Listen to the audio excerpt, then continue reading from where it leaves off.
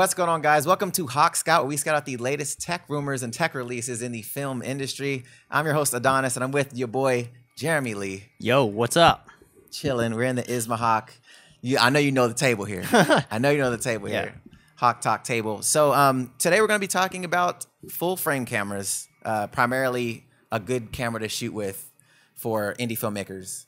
I know some of you have been asking me to do another video on YouTube, stuff like that, film. Yeah. But we're going to talk about some full frame cameras today and some cool solutions for you indie filmmakers. So let's kind of start out with probably your favorite. Yeah, probably my favorite. Your favorite, A7S Mark II. Yes, and that's the camera we're shooting on right now, actually. Yeah. Most of our stuff on the Ismahawk TV channel is shot on the A7S II just because that's like my workhorse camera. Yeah. I chose that option just because at the moment, for the price that I got it at, which was about $3,200, I might have gotten a rebate deal on it or something. Right. But it had internal 4K, which was future-proofing itself anyway. Yeah. And I had a lot of Canon glass, and it could be easily adapted to the Sony E-mount using Metabones adapters and stuff like that, which I already have. So the pieces of gear that I had working with can be used on that camera. That kind of drove my decision.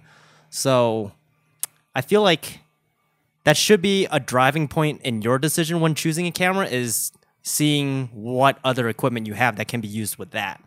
Yeah, that's a really good point, because I feel like a lot of times you go off of specs. You go off of a lot of people, they look at cameras like, oh, this has this spec, this spec, this spec. Like, it looks good on paper, but 100%. How does it come in practically? Like, how are you going to be using it in your workflow?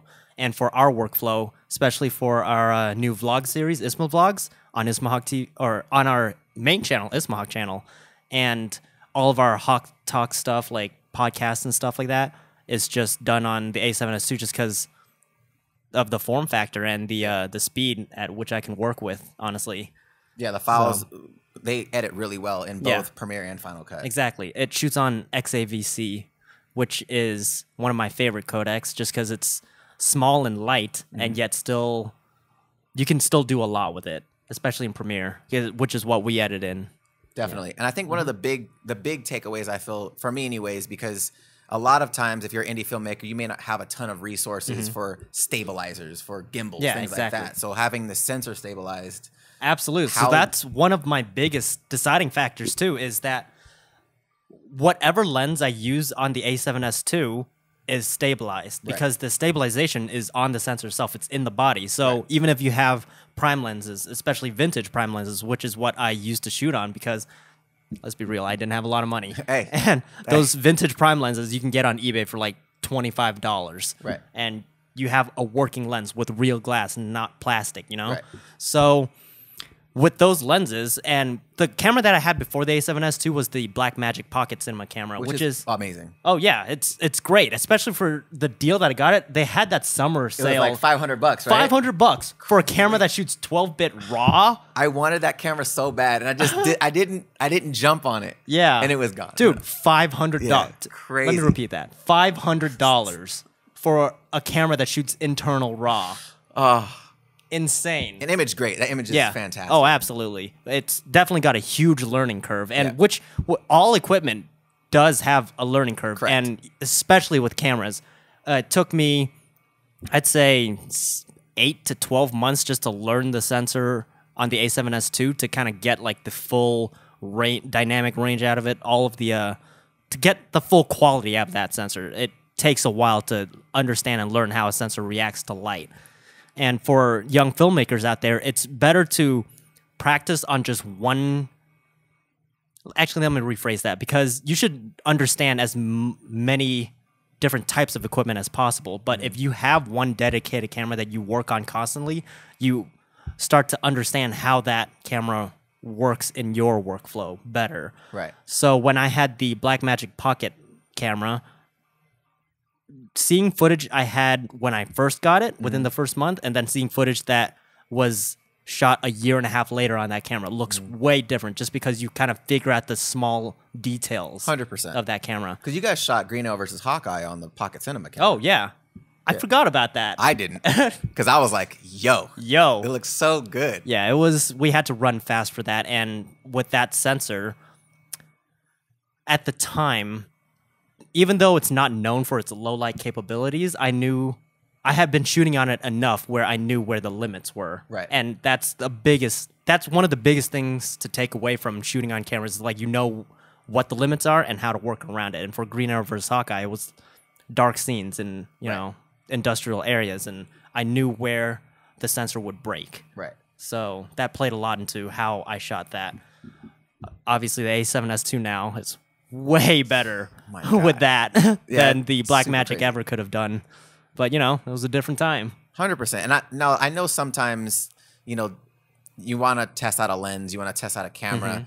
How important do you think renting cameras are prior to buying is? Do you think that's something that, have you ever done it before? Do you think it's something to practice? Absolutely. It's important for you to kind of get a feel for what a camera is before you invest a lot into it, you know? Like, it makes sense you want to test drive a car before you buy a car. I agree. 100%. Yeah, so you want to test drive a camera or any kind of camera equipment before actually investing a whole bunch of money into it, you know? And that's the thing, like, I feel like with like reviews, like I do technology reviews, product reviews, stuff like that. Yeah.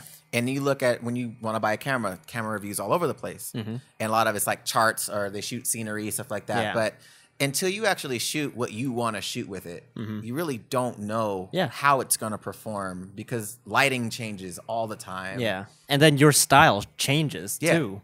Your shooting style and the way that what you picture as your framing is different from whoever did the review for that camera that you saw on YouTube, you know? Definitely. Now, as far as like adapting other types of glass to the A7S, yes. Is it simple? Is it easy? Is it something super easy? Super easy. Yeah, the flange focal distance for the Sony E mount is really, really small. So that allows you to put any kind of adapter in the front to adapt to any kind of lens system you already have currently. Nice. I have Canon glass originally and Canon mount everything. So when I jumped over to the A7S II, I just need to get, like, it's easy to find those adapters and quality adapters too from Metabone specifically, just because I like that brand. Right. And the one on this camera right now, I'm shooting on the Sigma 18-35, which is a crop sensor lens. Yes, but at 35, you can see the vignetting in the corners right now if you look, but I like it. It's a characteristic of the lens. And a lot of people want like pixel perfect everything. Yeah. But depending on like what you're doing, that could be a bad thing or a good thing, you know? Correct.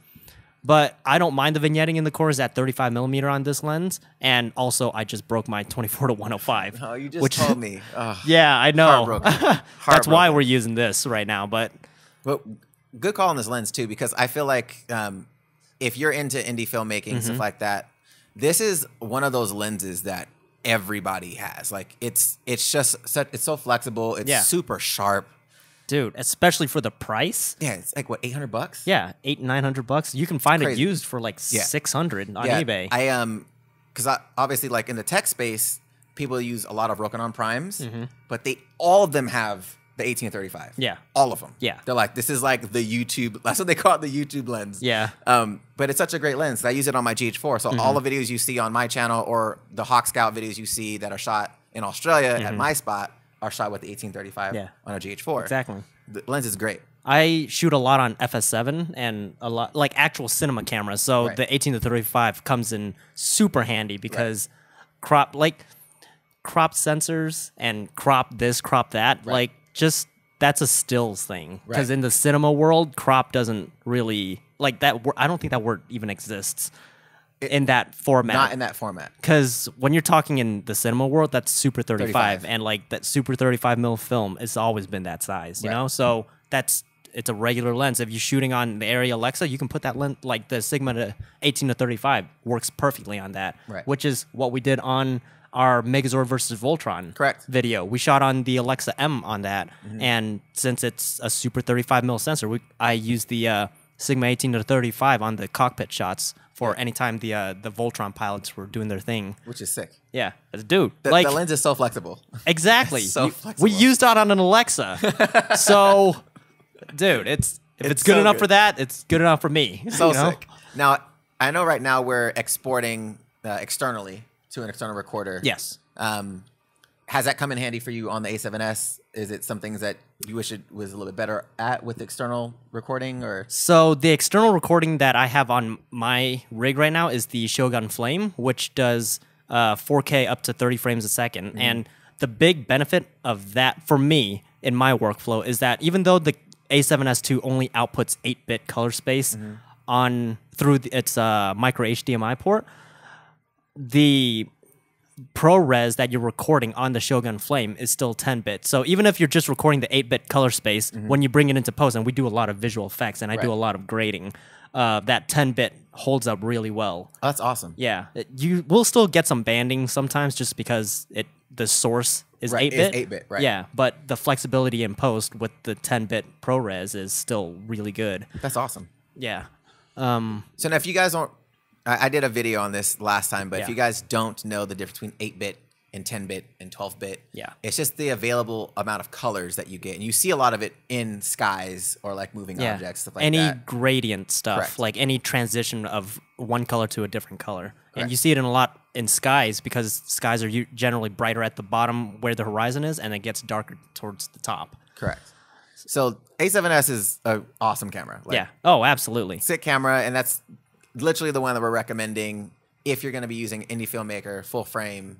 But there are a couple of other options. Yes. And the next one is actually if you wanted to go, let's say, a DSLR route.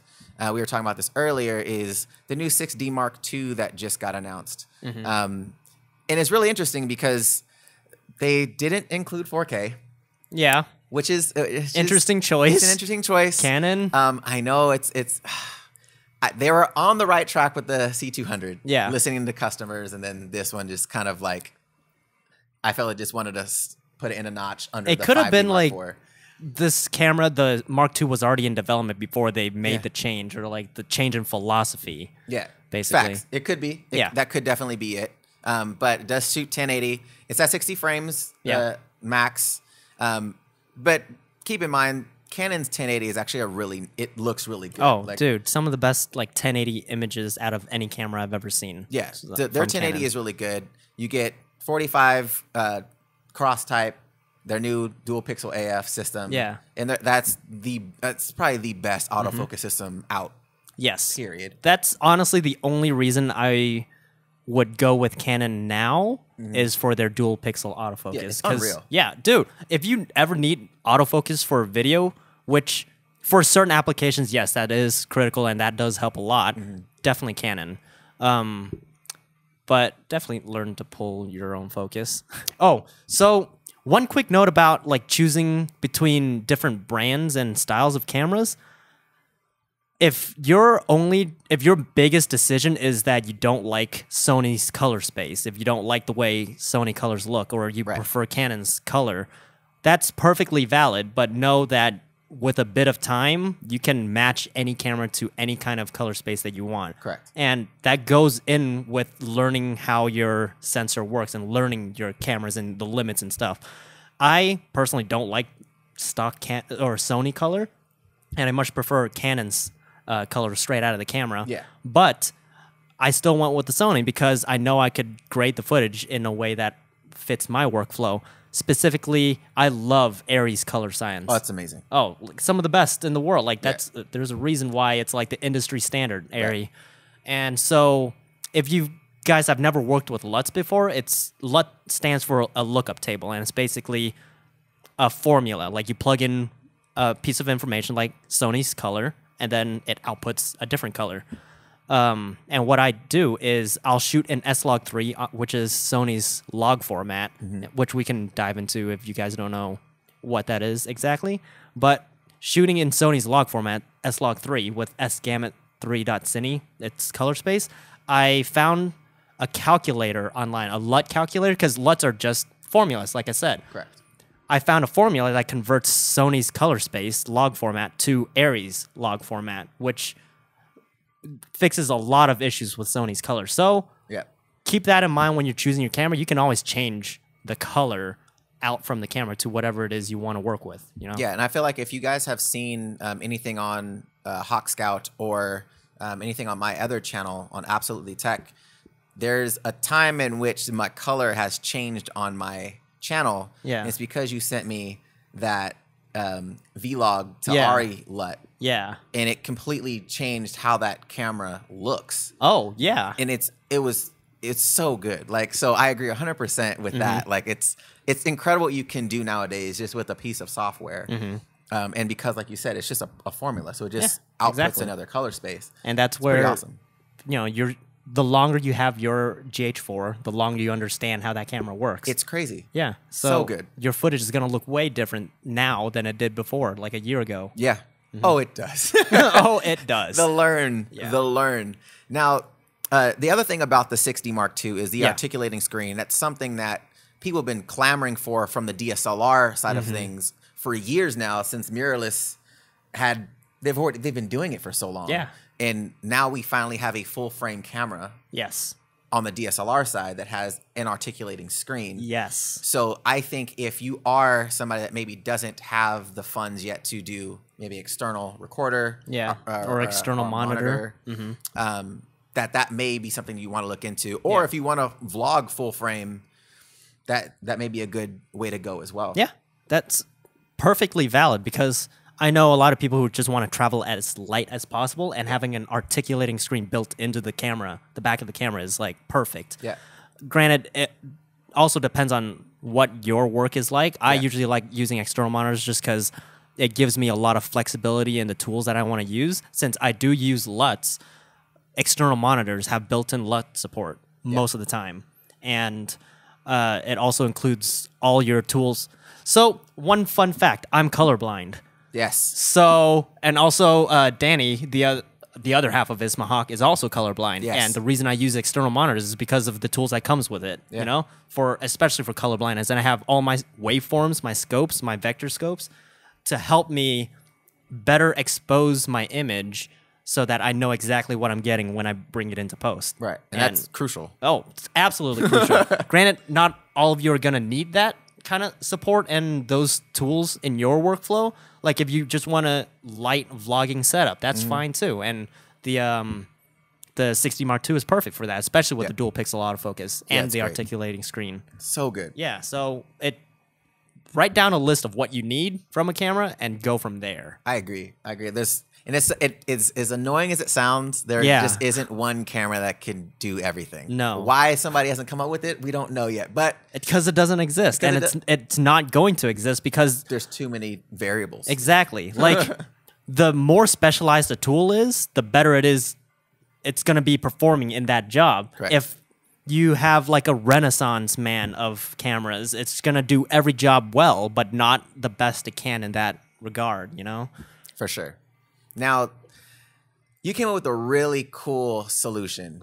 Yeah. And I didn't even think of it until you said it. And I was just like, yo, that's actually brilliant. So to kind of give you an idea of cost really quick. So the A7S II, without just kind of the body by itself, I think I have notes right here, guys. So that's why I'm pulling up right now.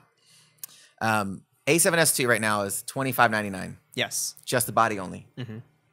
The 60 Mark II is, I think it's $2,000 at the moment, which is a steal from a DSLR standpoint because the 5D Mark IV, which doesn't have an articulating screen, but it does have 4K, is like $3,200, $3,300. Yeah. Pretty nuts. Now, the other solution you came up with, and I thought it was brilliant.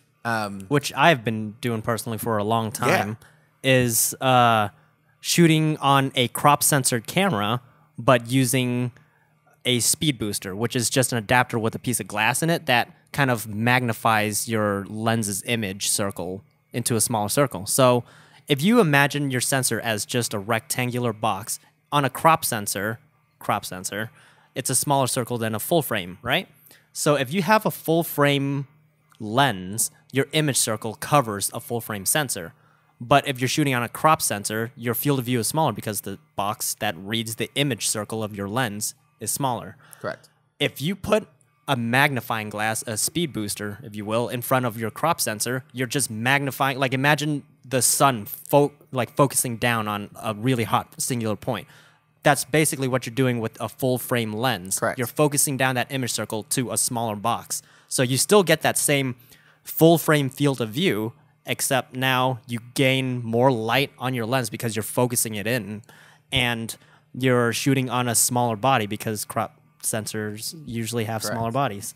So the A6300 and the A6500 from Sony are good choices for that because it's really small. It's basically a little brother of the A7S II. So you get internal 4K up to 30 frames a second, 1080 up to 60 frames a second, and you get for the A6500 you get the in-body stabilization, which like blows my mind for a camera at that price.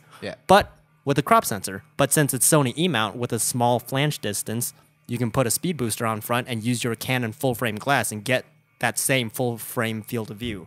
And that's amazing. Yeah. So how much is the A6300 and the 6500? The A6300, I'm going to pull this up for you guys really quick. Yeah. We're looking at, I think the 6300 was $949. Yes. 6500 was $1399. Yes. Which is either way is amazing. Yes. The beautiful thing about it is their 4K is actually a higher resolution than the A7S. Yeah. It's a 6K full sensor readout that they downscale to 4K, which is amazing. You guys don't know what that means is the number of pixels in a sensor. So your sensor, like a full frame sensor, is generally about the same size, but it's how many pixels in it that kind of determine how sharp it is. Or plays a major part in how sharp the image is. The A6500 has more pixels jammed into the same amount of space than the A7S II does. Correct. That's why the image appears a little sharper. Correct. Which is crazy. So I think the beautiful thing about what you're saying though is you essentially have two cameras. Yeah. So if you wanted to run around with, you know, an E-mount lens that's made for the A6500, you can run around with the crop sensor all day. Yeah. And if you want that full frame aesthetic, slap on the speed booster, put a Sigma on there or any Canon EF. Yeah. And now you have a full frame. And just to kind of preface, the Metabone speed booster to adapt Canon EF glass to Sony E-mount is $650. Yeah. So with the A6300, that's $950 plus the speed booster, you're looking at a total of $1,600 for a full frame field of view camera that shoots internal 4K up to 30 frames. It's crazy. It's nuts. That's crazy. And if you want to step up to the A6500, you have a full frame field of view camera that has in-body stabilization. That's only what, 2,000 at most? It's like 2,048. Yeah. It's crazy. What? That's nuts. What a time to be alive. That's crazy. We couldn't even think of that like just a few years ago. That's essentially $50 more than the 60 Mark II. Yeah. Just the body by itself. Yes. And it's $600 less than the A7S II. Yeah.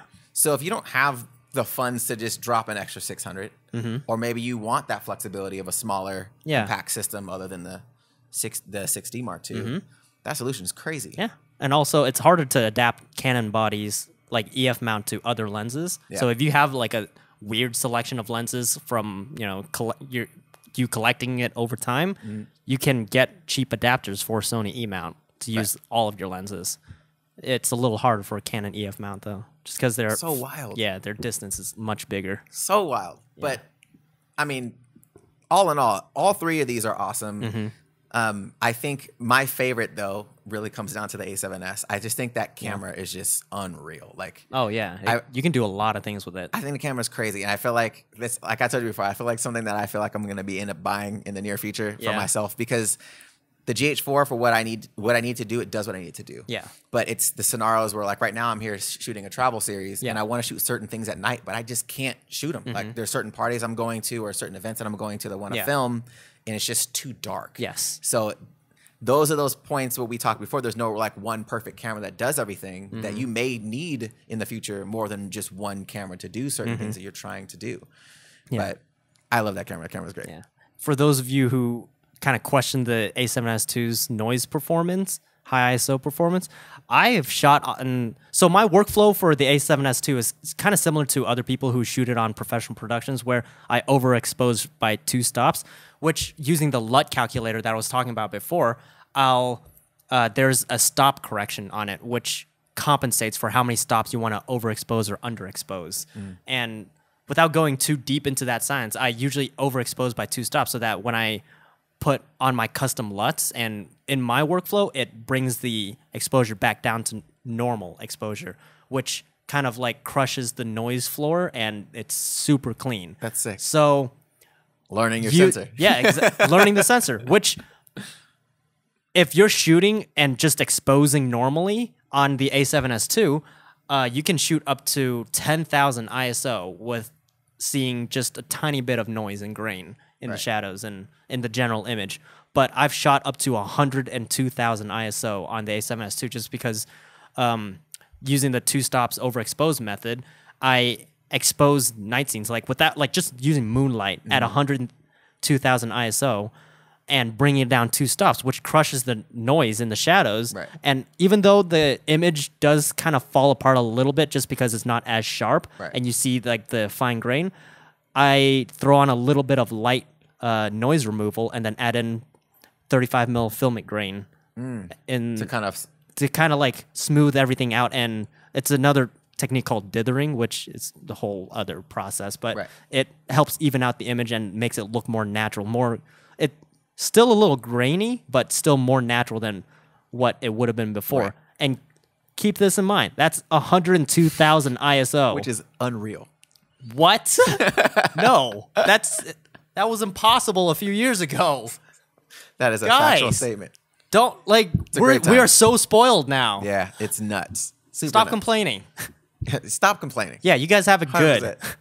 But I want to know your guys' thoughts on it. What are some cameras that you thought that we should have talked about? Full frame options for you guys. Let us know in the comments down below. Follow your boy Jeremy at Jeremy Lee on everything. Yeah, on everything. On everything. Jeremy Lee with 3 Ys on everything. 3 Ys, yes. 3 Ys. It took me like once. 3. I was like, why can't I find this guy? Because it's 3 Ys. 3 Ys. If you guys like the video, make sure you hit that subscribe button. Make sure you hit that like button. That way you don't miss any future content on the channel. All right, guys. Till next time, stay scouting.